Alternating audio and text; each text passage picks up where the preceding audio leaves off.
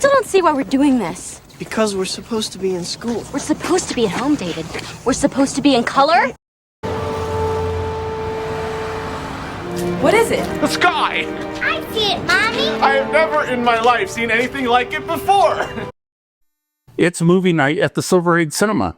We've got two fish out of water tales, Pleasantville, a picture-perfect TV fantasy, and Blast from the Past, a sheltered life colliding with modern LA. But first...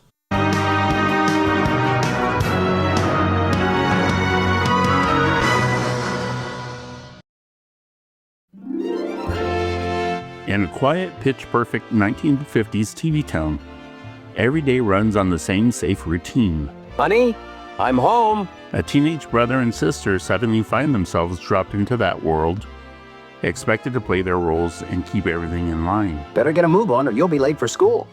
We're in Pleasantville? No! But small changes start creeping in. Curiosity, desire, independent thought, and the town begins to shift. Color starts appearing where it never existed before, and not everyone's happy about it. Honey, I'm home. As emotions spread and the rules break down, they realize this place isn't built for change, and once it starts, there's no going back.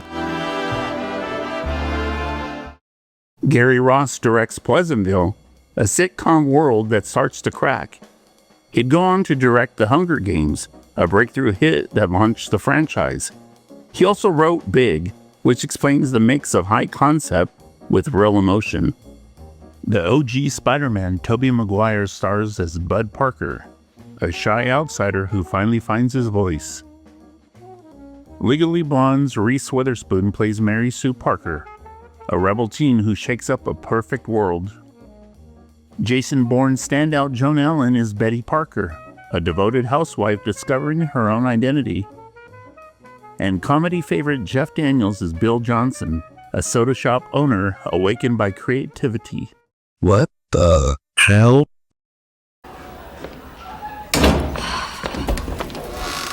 What the hell? There are no toilets in this town? Luckily, there aren't any Taco Bells in this world either. Anyway, back to the review. Pleasantville is a fantasy comedy drama that you can watch as a rerun, and it slowly turns into something smarter and more emotional than you'd expect.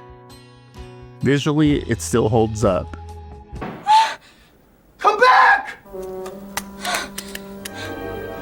What's gonna happen? I don't know. It's not possible. Is it possible? Bud.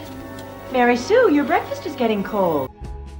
And you could see that in how the movie uses color, not in a gimmicky way either. It's more like what The Wizard of Oz and Schindler's List did, where the color actually means something and pushes the story forward. It's got easy, lighthearted humor, but underneath there's real social commentary about change, control, and people waking up to something bigger. The leads keep it grounded with an easy chemistry. Hey, Amaz, how you doing? Cool, PJ. How you doing? Cool. Cool. Cool. What are you doing to these people? You can't do this to them. If I don't do it, who will? No, but they're happy like this. No, David, nobody is happy in a poodle skirt and a sweater set. And the supporting cast expands that world. Honey, I'm home. William H. Macy stands out. J.T. Walsh brings the tension. Paul Walker in one of his early roles. And the legendary Don Knotts delivers his final theatrical performance. Here's Don with some thoughts. Gary gave me a call, Gary Ross, and I went in, we talked about it, and then he asked me to read. And so I got it. I was really amazed when I saw the picture and saw how they did it. I don't know how they did it, but it was wonderful. Take care now. It begins as the kind of world without fires, and where firemen only exist to rescue cats. And then you'll realize nothing is as simple as black and white. Gary Ross packed this thing with quiet nods to film history without making a big deal out of it. You've got that Patton-style speech staging and the courtroom recreating To Kill a Mockingbird. Then there's that rain scene people always tie to Shawshank. But that wasn't even intentional, just a happy accident. It just adds more depth to an already impressive movie. My enjoyment rating for this thoughtful, visual, striking movie is an A-. You won't notice anyway. They just don't notice that kind of thing around here. Fire!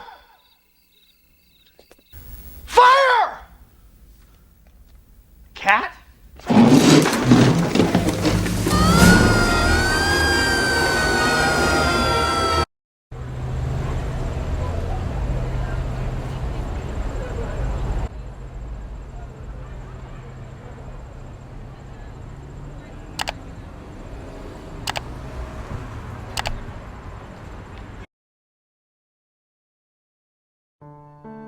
In a sealed underground bunker built at the height of the Cold War paranoia, How long will we have to stay down here? 35 years. 35 years.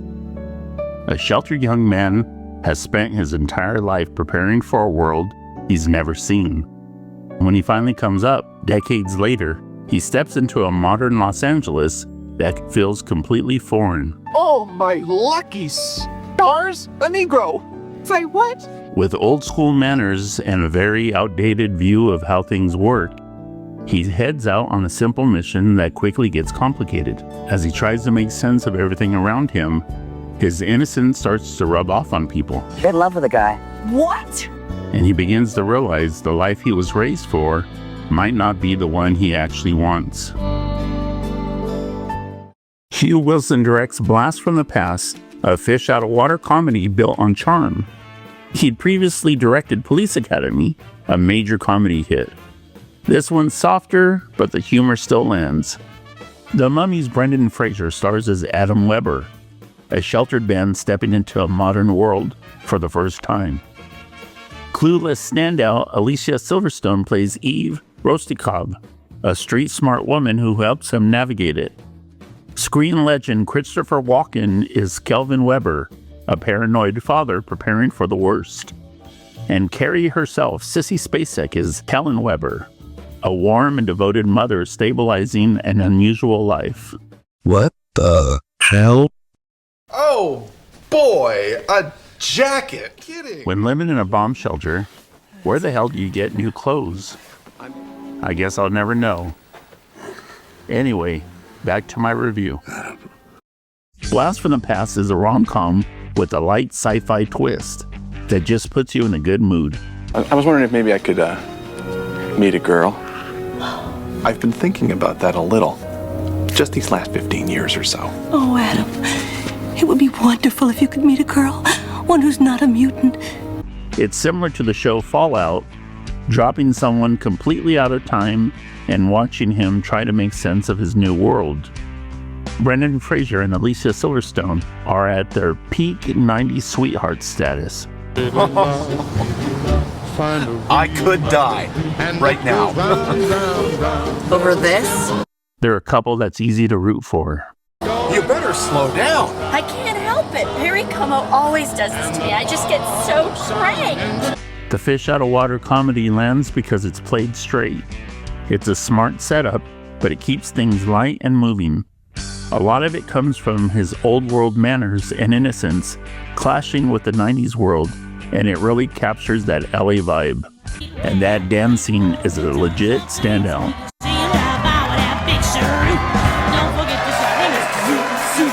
Dave Foley adds that sarcastic edge. He's gay, by the way.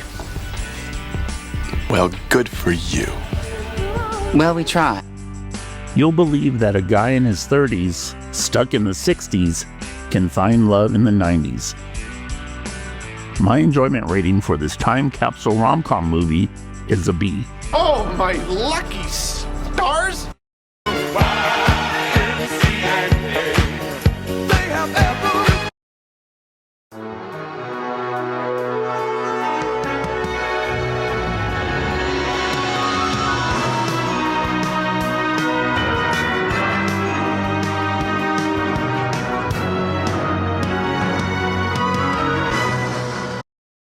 Did you guys want anything from the concession? Get some all beef patties. Fresh? Frozen. Guess I'll have a salad and an Evian water. Well, popcorn it is. Thanks for stopping by. Please consider subscribing and check out this other great double. We'll see you next time at the Silver 8 Cinema, where one movie is never enough.